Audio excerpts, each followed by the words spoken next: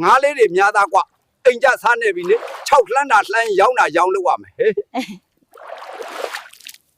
အဖွာကြီးနေပူတယ်လိုက်မလာနဲ့ဆိုတာအခုတော့ပူပြီမဟုတ်လား တော့တယောက်တည်းစိတ်မချလို့ပါတော့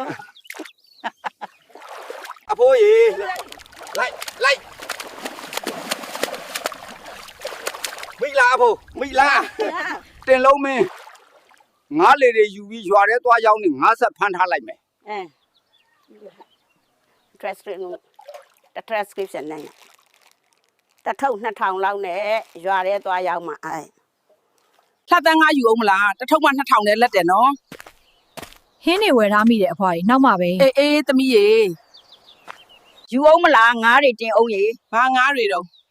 ငခုံးမတွေတထုပ်2000လောက်ယူမယ်တော့တင်လုံးရေအေး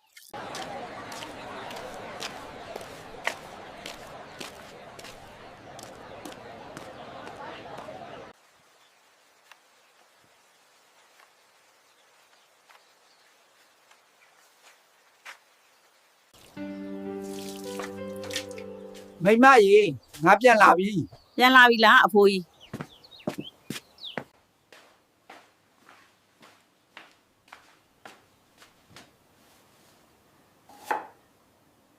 တင်လုံးရေ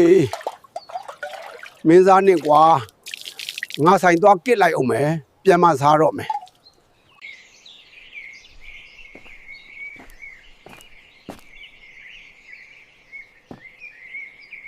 အခုရပိုက်ဘာလဲမသိဘူးကွာ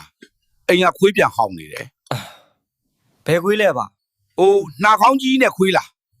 ဟုတ်တယ်အရွယ်ရောက်ပြီးအပေါင်းအသင်းဆုံးလာလို့ထင်တယ် ဟုတ်လောက်မယ်အဘ ငါမြေးတို့မှတ်ထားကွာကျေးဇူးဆိုတာမဆက်ပဲနေခြင်းနေဘယ်တော့မှမကမ်းရဘူးကွာတရိပ်ဆန်ဆိုတော့လည်းခတ်သားကွာငါမြေးတို့အဖိုးနဲ့အဖွားတို့ဇလန်းလေးကိုဆက်လက်အားပေးကြပါအောင်နော် ကျေးဇူးတင်ပါတယ်ကွယ်